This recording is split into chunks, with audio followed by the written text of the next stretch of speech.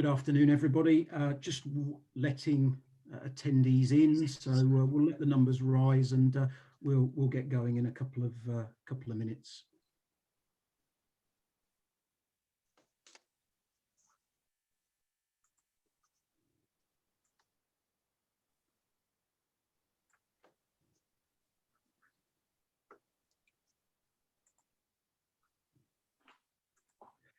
So, good afternoon to everybody, and a very warm welcome to the latest Institute National branch meeting. This is our first of March, but our third of the current calendar year. We hope that everybody is well, that you remain safe, and everything in both personal and business worlds is going well. Let me, as we always do, run through a few housekeeping points if I can. If there are any technical issues, please bear with us. We will look to resolve those as quickly as possible. We do always say, though, if there is a volume or a visual issue, please also check your own internet connectivity, because it might be that there's a problem actually at your end rather than ours. But if it is at our end, we will look to resolve that as quickly as possible. You have a Q&A button, you have a chat button that please use if you are wanting to make comment, share an observation, or ask a question of today's speakers. There will be, at the beginning of today's talk, a number of questions that I would encourage everybody to answer. It helps the guest speakers, it helps us, it also helps the attendees. So please, when we get to the polls, do answer the questions. Today's session is being recorded. We will also, within the next 24 hours, share today's slides with everybody. So, just often a question or two that I get asked. Yes, we're recording. Yes, you will get the slides from the session. A couple of usual slides from the Institute, if I may, before handing over and introducing our guest speakers. The Institute has a number of up-and-coming webinars. I think that slide clearly shows that we have a further branch meeting on the 23rd of March. We have 2 branch meetings planned for April. All of those branch events are up on the website underneath the CPD tab. We have a number of technology-led webinars coming up. Technology was a topic that came out of the recent John Edwards webinar that he hosted alongside Ian Hornsey and Ian Clark. There are some technology webinars, the IFA Books Plus, as well as the DEXT webinars. DEXT are the organisation that was previously Receipt Bank, for anybody wondering. There is a quarterly update for financial reporting and accounting treatment issues on the 25th of March. There is a basic introduction to charities. We know that's something that A, a number of our members are involved in, and B, a number of members have inquired about looking to gain clients in that particular area. There's a webinar around the basic introduction to charities on the 8th of April. We only concluded yesterday the last tax series, but the next tax series will run in May on the 11th, the 18th and the 25th of May. So please do visit the website to register for all and any of those webinars, and we look forward to seeing you on them. Just some other matters. Again, the digital platform coming out of John Edwards' webinar. We know members are interested in content. We know members are interested in getting that content on a frequent, regular basis. www.financialaccountant.co.uk is where you will find a host of useful content, whether that be the reverse charge, whether that be IR35, whether that be VAT and Brexit implications, pensions, funding, etc. Please do visit the digital platform for a host of information. I've talked about national online webinars, but we also are still running our local branch events. We call them online branch surgeries. And we have one further surgery taking place on the 17th of March for the Leeds, Yorkshire area. And then in April, we have Bristol, London, Crawley, Northern Ireland, Scotland, the Midlands, High Wycombe, Kent, Milton Keynes, back with further online branch surgeries. Again, if you're after information for those, because we do keep those to the locality of where you're based, please get in contact with the Institute or myself. Happy to provide and share registration links with you. Final piece from me about member and firm renewals. I'm sure everybody on the webinar this afternoon has renewed their membership, and if it's applicable, has renewed their firm renewal. A request, please, if you haven't done either and you need to, please do so quickly. The deadline for payment and completion of the declarations is the 31st of March 2021. Regrettably, after that date, membership lapses. Again, if there are any questions, queries, concerns about renewals, please contact the membership team or myself. We are here to help and we are here to support. Thank you. Can I move though swiftly on to today's subject, today's topic? And can I welcome not one, not two, but three guest speakers, Karen, Chris and Chris. All three individuals work for CATAX, a long-established institute strategic partner. CATAX are an organisation that I think many of you will know specialise in the area of tax relief. And I believe I'm right in saying that, you know, over the 12, 13 years as a business they've been in operation, they've identified over £250 million worth of tax benefit for their clients. But as any business develops and looks to offer a greater range of services to their clients, they've also started offering, I think, what they call other business services. And one key area of this is all around grants and grant funding. Karen, I think, is our main speaker alongside Chris Parkhurst, her colleague today, who have a depth and a wealth of knowledge in the grant funding arena, and they will be leading the presentation this afternoon. They're joined by their colleague, Chris Lonergan, who many of you will know now from the branch surgeries.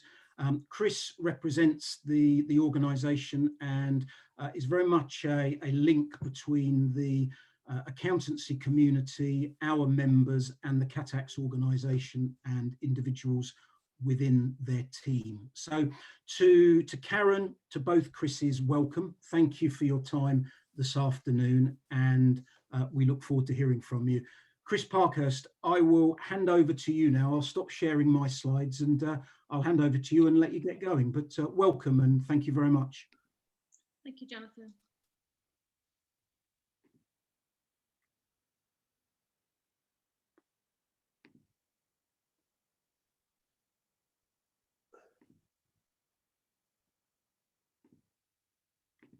I think just in terms of, before we actually start the presentation, I think we were actually going to do, Linda was going to do a quick poll. There we go. It's just some questions that Chris and I put together because we're just quite interested just to see what the feedback is.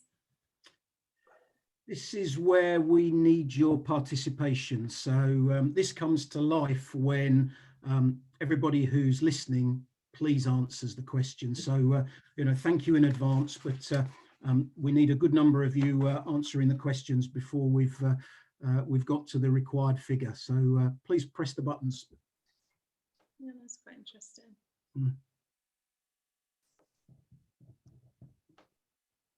Thought it might have been a little bit higher, but I suppose it might be a sign of the times. I think everyone's trying to stabilise businesses, aren't they? So investment's quite a big thing. Okay, there's the end of the poll, Karen. Thank you. Have we got? Yeah, I've got some of the questions. So I think this question we put together because obviously you know, looking at sort of the grant space, obviously there's different ways that clients can actually raise money, you know, to sort of fund growth. So I'd be interested to see what the outcome from this is. So grants is actually scoring quite high. Good to know. It's interesting, yeah. Equity is quite low. Come on, everybody, keep answering the questions.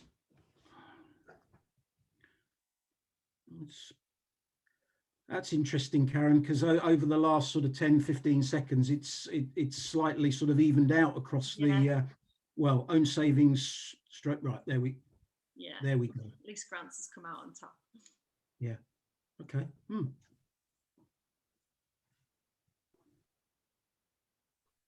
Another one for you.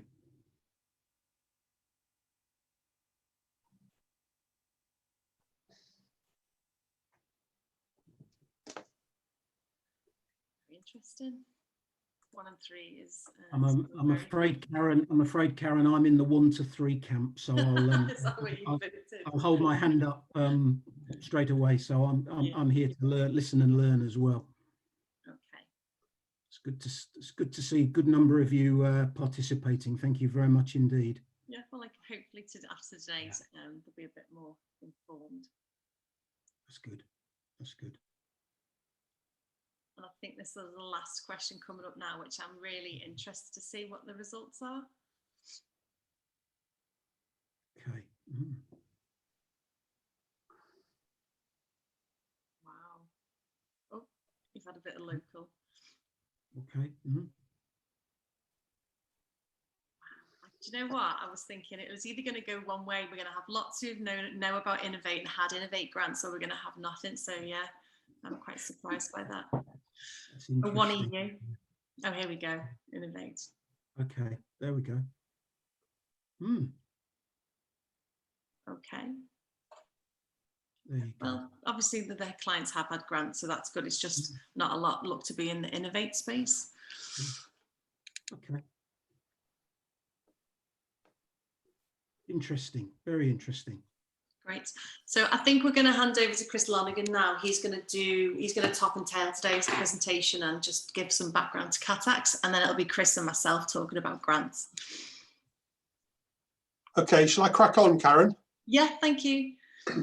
Thank you very much. Nice to meet everybody virtually.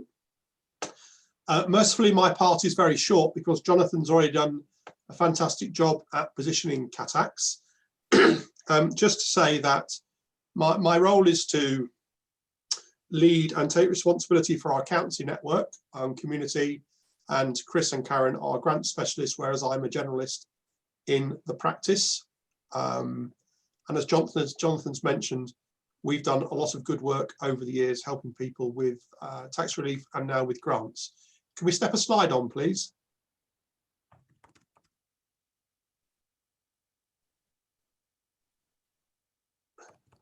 That just summarises what I've said just now. And if you could step on again, Chris. That's just to say that we've got some decent professional sponsorships. That's the end of my bit. I will pick up a bit later. And now it's over to you, Mr. Parkhurst. Thanks very much, Chris, and good afternoon, everyone. So, yeah, as we said, we're here to talk to you mainly about grant funding and how we can assist you with accessing grant funding, assisting clients to access grant funding, really the types of funding that are out there and that primarily we deal with. So, essentially, UK businesses, research organisations can compete for government-backed funding for researching and developing new processes, new products, new services, testing new innovation ideas and collaborating with other organisations. So when an organisation is looking to innovate or develop a new product or service, it might be at the very early stages, it might be quite risky, they might be looking for other organisations to have input and add value to those projects, whether it be industry or academia. Those can be brought in and funded through a grant project to actually help bring those closer and to market. In the UK and in Europe, there's a lot of different funding bodies out there. The main ones that we tend to deal with is the Innovate UK, the Local Enterprise Partnerships, and Horizon 2020, which is the large EU funding programme. That's now called Horizon Europe, the new ones, just started.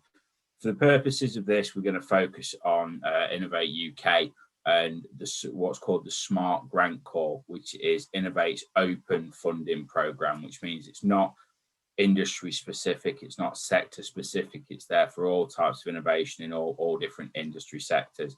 And the reason we use that is there's two main types of funding. There's the open and there's specific funding, which is there for specific industries and specific projects. So Smart is easier to give a good average of the types of funding that are available to potential applicants. Chris, sorry, can I come in there? Because I've got a question, and I think that probably links back to that previous slide. Kishore asks, is R&D grant different to R&D tax credits? Yes. So in short, R&D tax credits is for what you have done. Grants are for R&D you are going to do. Thank you. Thank you very much. So Innovate will fund R&D projects across a variety of different technologies and categories and markets at different levels of technological maturity up to but not including commercialization. So a lot of Innovate funding is aimed at getting your concepts, your ideas to a level where you are then able to commercialize yourself, which is where things like bringing in partners can come in and testing the innovation ideas, prototyping, demonstration, that type of thing. That can really add value to a project, because with a lot of these innovation projects, there's an element of risk. And that's one thing that the funding bodies do like to see, an element of risk, because with innovation comes risk, and this can help mitigate the risk of those projects. The levels can vary for a variety of different reasons in terms of both the amount of grant you get and the percentage of total project costs you can be awarded. Different funding bodies have different amounts in a particular call that they will order, and they will have a different intervention rate for those awards. Again, different sectors, different products or development stage. The closer you get to market, the funding level can tend to taper down. The time frame, how long you're wanting the money over, and how long your project is, and whereabouts you are in the country. Certain funded areas will have certain priorities in different locations. Smart, as we said before, that's the Innovate UK's open grant funding programme, and it is a grant between 25,000 and 2 million, and it has two levels. It has between 25,000 and $500,000 for single applicant entries, so single companies. And then if you're going for a larger, longer project, $500,000 up to 2 million, where you must have an SME as a collaborator in that particular project. So there's a wide scope. And as I said, with Innovate, it's not in any particular industry sector. It is there for new ideas, products, services in all different sectors. So just some examples, the type of industry that can access funding, either both through Smart or through specific funding calls: aerospace, agriculture, AI and robotics, automotive, construction, defence, energy, health and life science, manufacturing materials, quantum, and there are a lot more. And the funding landscape seems to change sometimes quite regularly. It'll have its set priorities, where there's always going to be some type of funding there for reducing energy dependency and energy efficiency measures. But then there are calls that will come along periodically that will address a particular challenge in any of these industries, whether it be lighter aerospace materials, more efficient agriculture, increasing AI and robotics, green vehicles, that type of thing. So it really does vary quite widely over different industries. So one thing that is quite important with funding, both UK and European, is the TRL, which is the technology readiness level. They use that to guide a lot of times on what level of funding you can receive. Different funding areas will have different TRL requirements, both whether in the UK or in the EU. And they are as follows. So TRL 1, that is the early stages, the basic principles are observed. This tends to be more when academia is involved, university research, potentially companies who are innovating, who have a good idea for the next generation of technology, but it is very, very early stages. And it moves on down through the concept, the experimental proof of concept, validating it in a lab, right up to actual system proven in operational environment, competitive manufacturing in the case of key enabling technologies. So TRL9 means it's already out there, it's widely used. And what that means in terms of funding is Innovate UK, and the main kind of types of funding we're looking at, we are looking at taking projects really from level 4 to level 6. That's probably where the highest rate of funding gets in terms of percentages of total project costs. And you're generally looking around 70% of total project costs for a project in that sphere, around the level 4 to 6. You can look earlier at feasibility studies for level 1, 2, and 3. And when you get past that level 6, that's when you're looking to commercialize yourself. So level 7, 8, and 9. The idea of doing an Innovate project would be to take you from 4 to 6, make sure that the technology, the idea, it works, it's viable. You've dotted the I's and crossed the T's, and you made sure there's no huge risks going forward. You'll then be able to either fund it yourself or through other investment to then commercialize that technology. But that level 4 to 6, that's really where we're looking in terms of most of the Innovate funding. So in order for a company to qualify for an Innovate grant, there's not, in terms of qualification to apply, there's not a great deal. It is they are a UK registered business of any size or a research and technology organisation in the UK. And with the majority of funding, they have to carry out the R&D project activity in the UK. So in other words, the money has to be spent in the UK. If their target market is abroad, that's fine, as long as they are doing the development in the UK and then they're going to commercially exploit the results from or in the UK. So if they developed a product but they're selling it abroad, that's fine, as long as they are selling it from the UK. If they want to work alone, so as a single applicant entry, like in the first level of SMART I mentioned earlier, they must be an SME. If they are a larger organisation, they generally need to have to include at least one SME into that project as a project partner. Or they might want to collaborate with other types of businesses, research organisations, public sector organisations, or charities. The note to that, as it says at the bottom, different funding bodies have different criteria.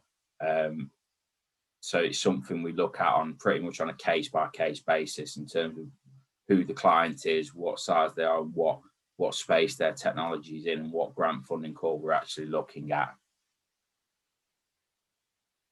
So just touching again on the project size with SMART, for projects with durations between 6 and 18 months, they must have eligible costs between 25,000 and $500,000, 19 to 36 months, so quite a longer project, 25,000 and up to 2 million, and they must be collaborative, so they would have to have other organisations in. For feasibility and industrial research projects, and what feasibility and industrial research means is that's the TRL levels. So feasibility is the level 1 to 3, industrial research is that 4 to 6 level. You're looking as a micro or small business, 70% of your eligible project costs. And as you get towards a larger business, the percentage of funding just goes down. And that's the same in pretty much all funding across the UK. So 60% for medium businesses and 50% if you're a large business, which is still why funding is attractive to larger businesses, because 50% of large projects is still a significant amount, and it can help supplement a company's R&D budget. For experimental development projects, which are the final levels, the nearer to market projects, you're looking at 45% for micro businesses and down to 25% if you are a large business. In terms of the costs, you can actually include in a grant application things like labour, PAYE, so staff will have to be paid for their time on the project. So if you've got X amount of staff working 50% of their time on a specific project, then their time and costs can be taken into consideration. Materials, if you're developing a new product or you're testing a process or a service, you'll need materials to do that. Subcontractors, it could be manufacturing or potentially testing costs, research costs. Elements of CapEx can go in. If you're developing a product or service, you may need machinery or equipment to test that. IP costs. One thing funding does want you to do is protect your IP if you're developing IP as part of the project. And travel and subsistence, if you have partners and you're traveling between partners, you can claim for an element of that. So in terms of what grants mean for an R&D claim, an SME who is undertaking a grant funded project can't claim the enhanced relief on that project. So they claim at the large company rate for that specific project. That's kind of negated by the fact that they're getting a grant. So one thing we will do, and we'll touch on a bit, is the differences in whether it's right for a company to either fund R&D through tax allowance or through grants. In terms of what we do when we're talking with clients and how we can help, we start with the basics, a fact-finding call. We'll speak to the client, discuss what they're looking to do, what area of technology they're in and what their project looks like. And then we can look at what funding areas are available at that particular time and what will be relevant to their project. And then we can work with them to scope out a plan, a budget for the grant call, so we can walk them through, this is what they're looking to do and this is the funding that's available and how those things would have to match up. We need to make sure that it makes sense for them as a business, that their project fits the funding, but vice versa, the funding fits what they want to do as a business and it's right for them. Once we've gone to them, we can then work with them to actually put an application together and make sure the application ticks all the boxes and hits the marks of the funding so that we can get them funding. We submit the application and then it's waiting to receive the decision from the funding body. One thing I know probably will be a question is in terms of timescales for that. That can vary from funding area to funding area. You're probably looking on average between 3 and 6 months, depending on the funding area from submission to actually receiving your award. So what I'll do is I'll hand over now to Karen Taylor, our head of grants, and she'll run through a couple of case studies we've done for projects we've actually submitted successfully. Thanks, Chris. So the first client that I'm going to go through are from the aviation industry. They were a newly set up company looking for grant funding to develop its jetpack technology. Now they were at sort of TRL2, TRL4, and so they wanted to look for quite a big chunk of money. They'd had sort of money from friends and family in the past, but they were like looking for a bit more money now. So we identified the Sustainable Innovation round of funding. And this was 3 grant calls that was highlighted last year by the government to sort of focus on COVID, trying to help businesses to sort of fund R&D. So we found the second round of this funding, which was 100% funding. Now that's very unusual in the grant world to get 100% funded grant, but that's what they achieved. So the maximum amount of money that you could get was £100,000. We secured for them £96,000.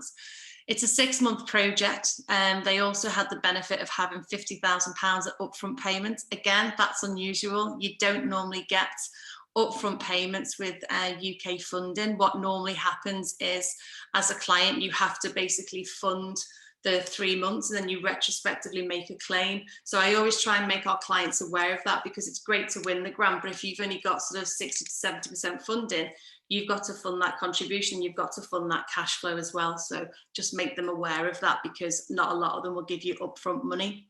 So this client has actually got 3 months left of their project. I've actually seen the demo of the jetpack flying, so they're doing really, really well. And what we've done now is we've actually wrote their next application, and that's for Smart. That went in a couple of months ago. We find out at the end of the month. And that now is to take them from that TRL4 level to the TRL6. So what I find with clients usually is I start off on a journey with them, and that journey usually lasts between 3 to 5 years. And I work with them to identify the best funding for them at the time to sort of develop that technology further. Next slide, please, Chris. So this second client, they were commercial. They've been operating up and down the UK. They were providing music lessons in schools. They had a network of tutors. Obviously, COVID hit, and basically the business closed overnight.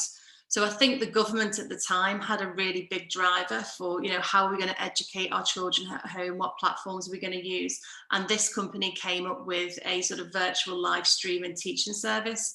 So if you think about, Team and Zooms, they're not necessarily optimized for music. So that's where the innovation was in terms of for this client. Now, they didn't apply for the round 2 funding. They went for round 1 because they needed a longer project length of 9 months. And this funding was actually 80% funded. So as a commercial entity, they were fine with that. They did have money in the bank, but I also know that it really did help them, especially due to COVID. Now, these funding, the 2 calls that have gone through aren't live at the moment, but I think given the fact that we've had another lockdown, and that that we're coming to the financial year end, there's nothing to say that we won't see 100% funded grants out, or the 80% sort of sustainable innovation round funding again. But we're not sure, so the government haven't announced anything on that yet. So good. So just in terms of sort of other clients, then this year I've worked on tax software, 5G, eco cabins. We work across all sectors, so as long as a client is innovating, they've got a new product, they've got a new service, the chances are we can potentially find a grant there for them. So yeah, that's me. I think we're going to go to Q&A now, I think. Thanks. Chris, are you coming in here? I'm sorry, just so I'm clear.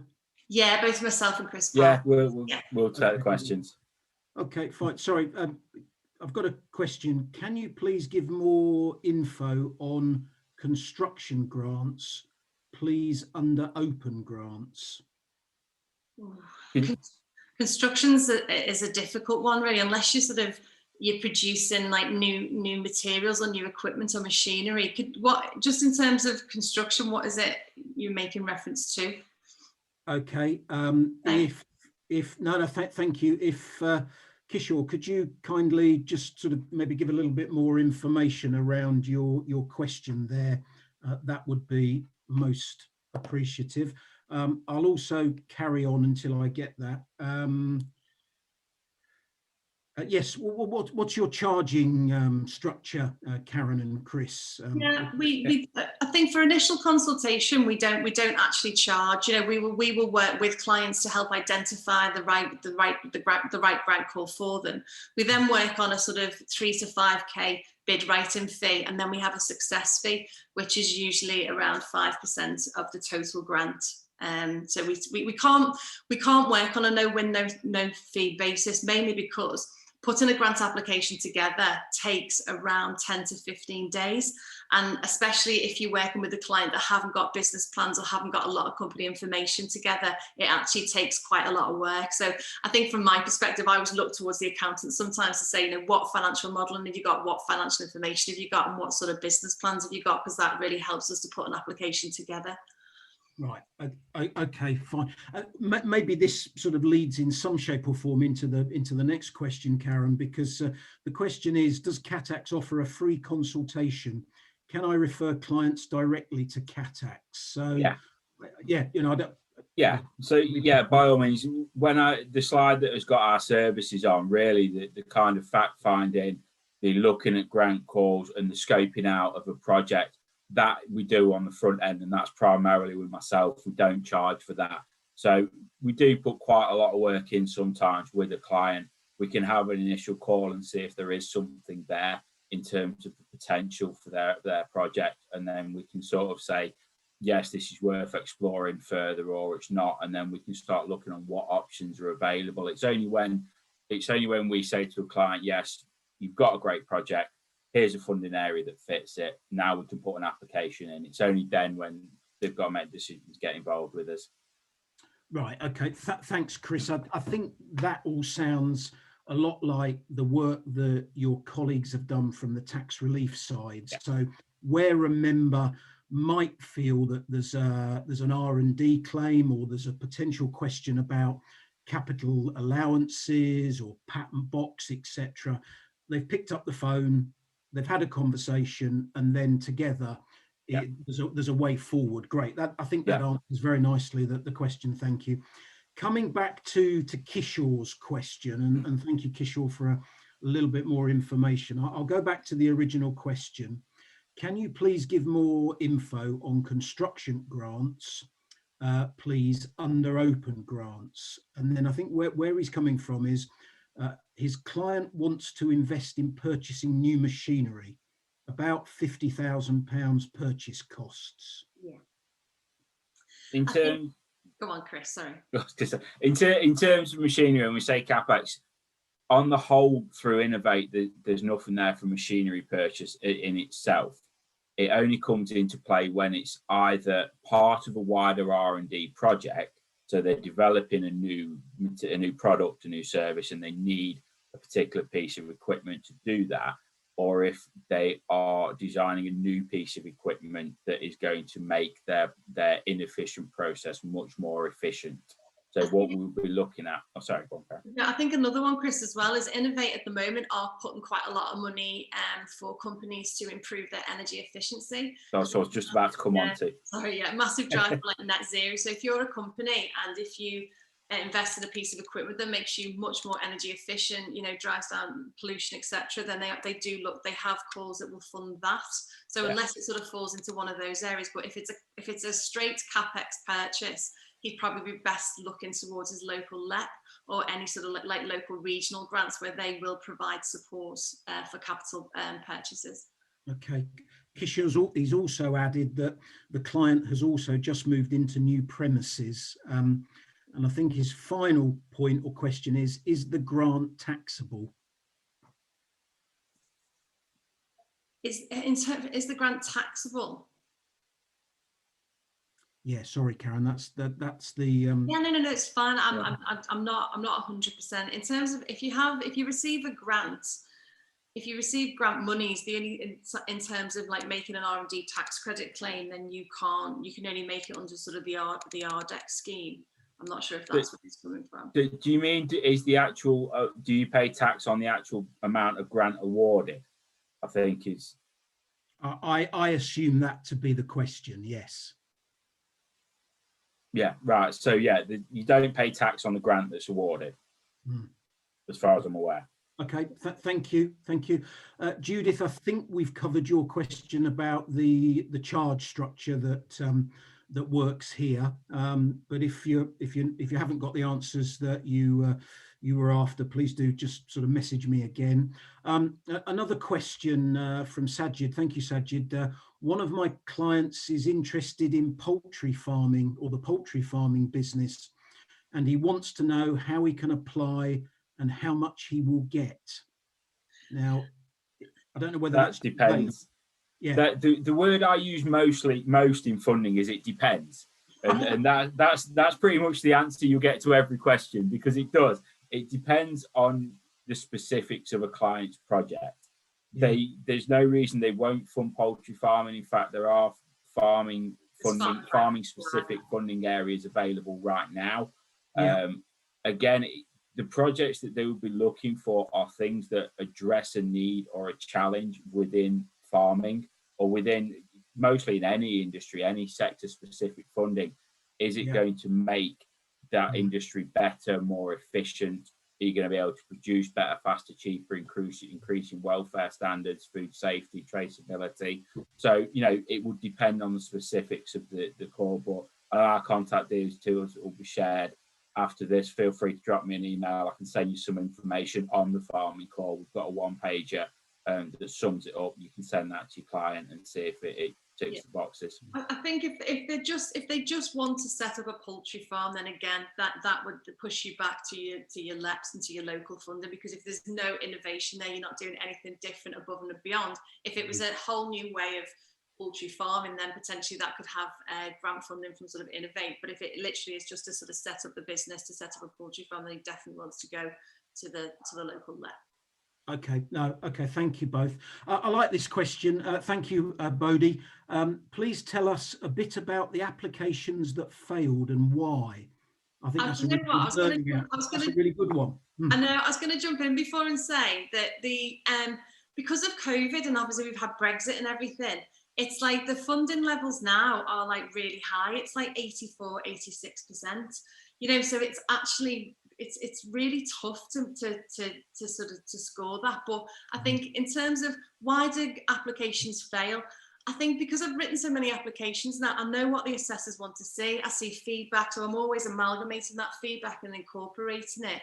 But I think one of the biggest reasons people fail is they don't give enough time. So they think they can pull it together in a couple of days. And I think, as I mentioned before, you know, a decent application will take 10 to 15 days. There's quite a lot of information that's needed in there. And I think sometimes people just don't give it the time or effort, or they don't understand the time or effort that actually needs to go in, because it's 10 questions, which looks very simplistic.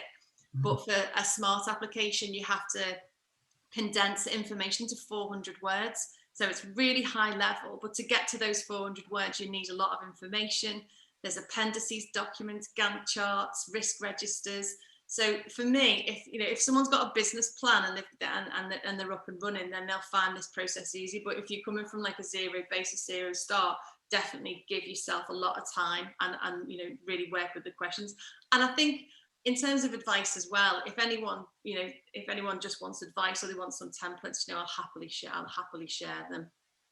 Right, thank you, Karen.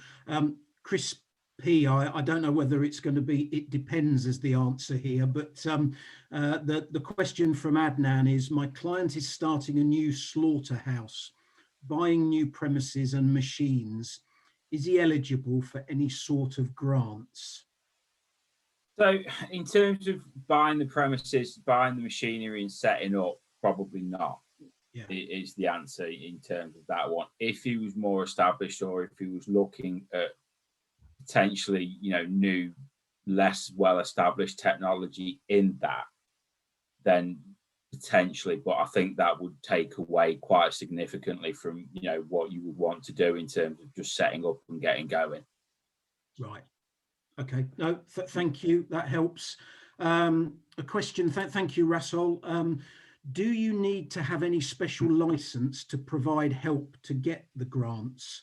I want to be able to tell my clients, to give them assurance that you, as an organisation, CATAX, are qualified, as he's put it. Unfortunately, there isn't a qualification that you have, you know, to show that you can actually write grant applications. I think my background was in accountancy, so I've worked for Deloitte, PricewaterhouseCoopers on a sort of a consultancy basis. So over the years, I've sort of worked with lots of clients raising funds in different ways, and a strong background for anyone who's doing or writing grant applications is to understand business plans and how to put them together. But there isn't any sort of certified accreditation that you can have that, you know, proves that you can write bids or not. A lot of the time it'll come down to, you know, the people that are writing the bids are sort of like similar to myself, consultants, and it's just what breadth and depth of experience you've got, you know, in doing those applications. Yeah. Okay. Now that's helpful. Thank you. Cameron, thank you for your question. Different industry sector here, Karen and Chris P. Is there any grant available in the motor industry? My client is making bespoke vehicles, which involves buying old cars and changing it to suit their customers' needs. I think that sounds a little bit more like you benefit from R&D than sort of the grants, because if he's doing something bespoke for a client, that's a sort of commercial transaction, isn't it? If he was creating a new sort of car unit, whether it was like, I don't know, say batteries, EVs or whatever, there's innovation there. If this is just improving what's there already for a client, then I wouldn't see that as being grantable. Okay, Cameron, I don't know if you want to provide any more details so that, you know, Karen or Chris could, you know, sort of expand upon what Karen's already said. But I'll leave that with you, Cameron, to come back. But thank you, Karen. Thank you, John, for your questions, or your question, sorry. Are there any referral payments offered to accountants in the event of the referral resulting in a successful grant application? Yes. It's a nice, straightforward one. Yeah. Okay. Thank you. Are there any other questions for? Oh. Okay. Cameron's just responded, Karen, Chris, with he's going to ask his client to contact you. I'll tell you what I'm going to suggest. I said right at the beginning that we would be sending out an email with the slides and a recording of today's webinar. what I'm also going to include or suggest we include on that email are yours or your contact details, your email addresses, your contact numbers. You also mentioned, Chris, I think you have sort of for certain industry sectors one-page summaries or sheets that might provide people with more information. So it could be that some of these sectors that are being asked about, you might have detail and information that you could provide to our members if it's relevant to them. Yeah, certainly. There's a few links that we can send out as well, because like I say, this information is publicly available. It's just knowing where to look for it and you know, where to find it. So we'll send those links out. Yeah. Okay, brilliant. Thank you. Another question. I have a client who designs and builds bespoke motorbikes for clients in China. Can he receive any grants? He's based in the UK.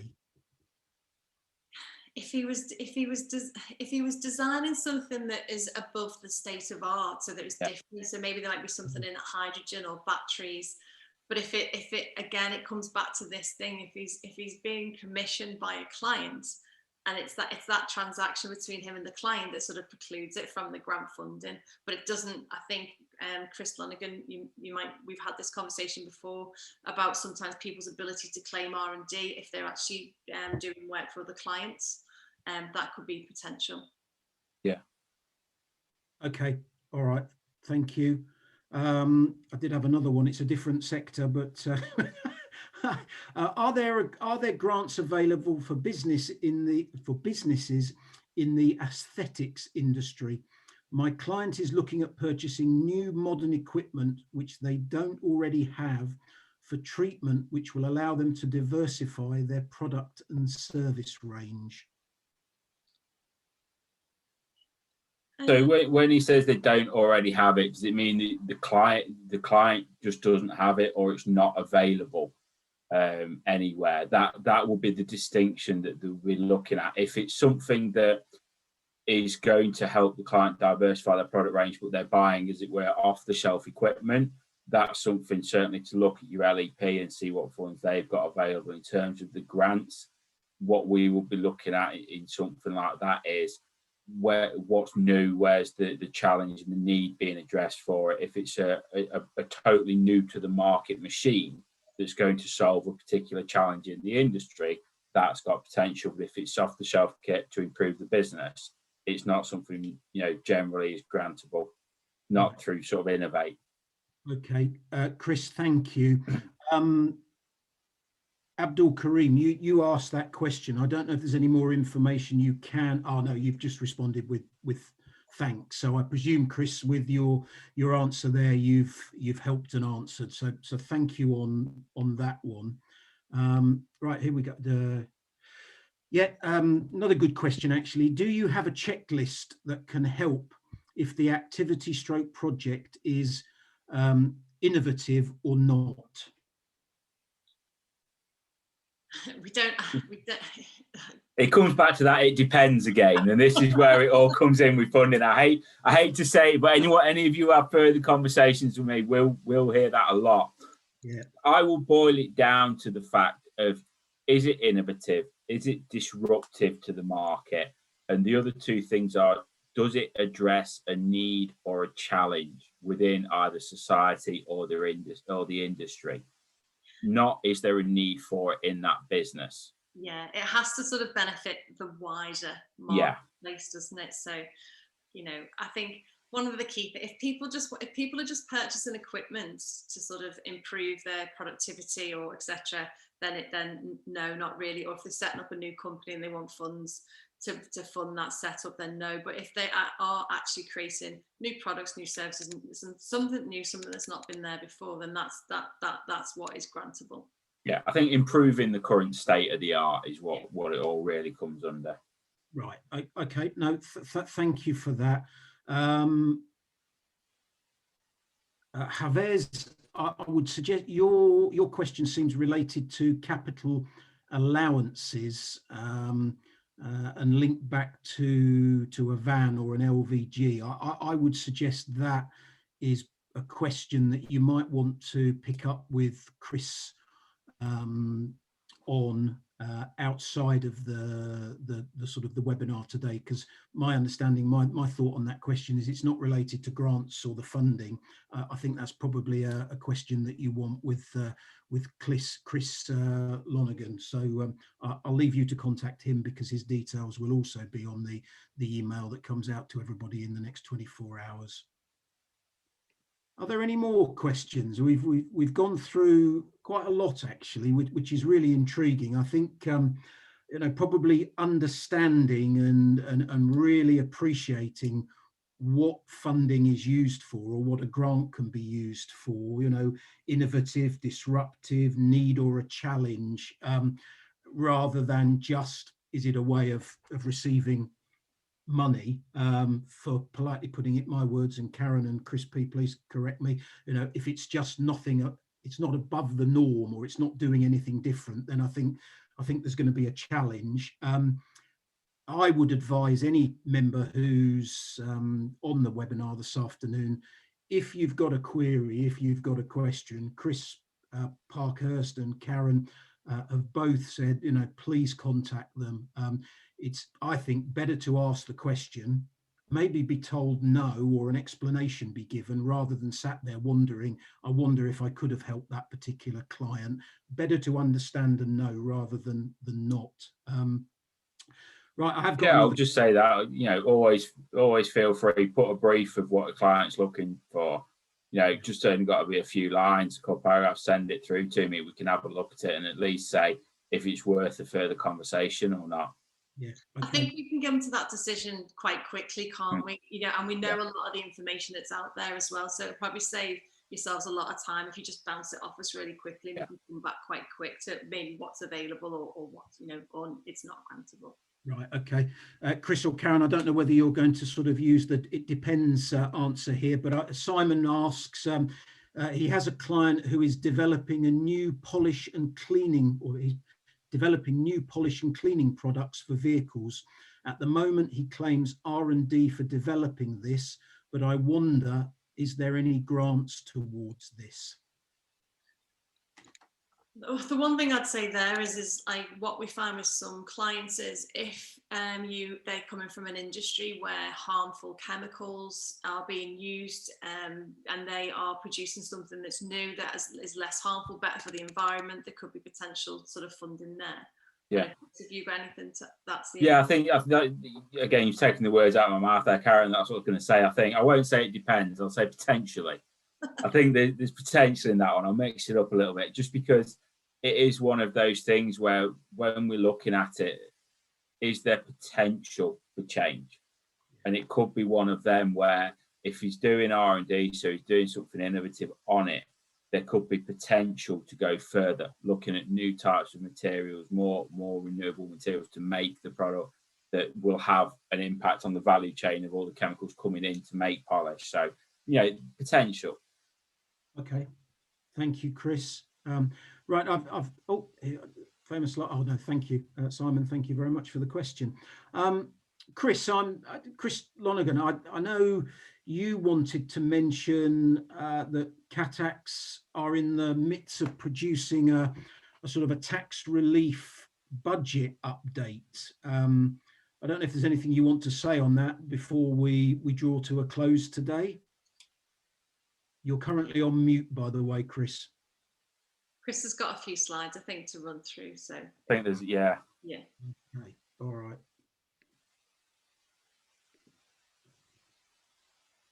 I'm on mute. What a nitwit. How long have we got left, Jonathan? For you, Chris, 20 seconds. No, I'm okay. You've got no. You've got 5-6 Chris, minutes. So can you just, we'll just talk about this slide. Okay.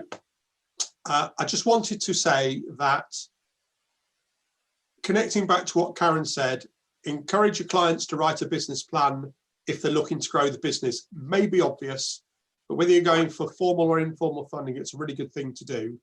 In terms of funding, which is what grants kind of falls into, please remember there's an interplay between, when grant funding is obviously great, there are other ways of funding a business.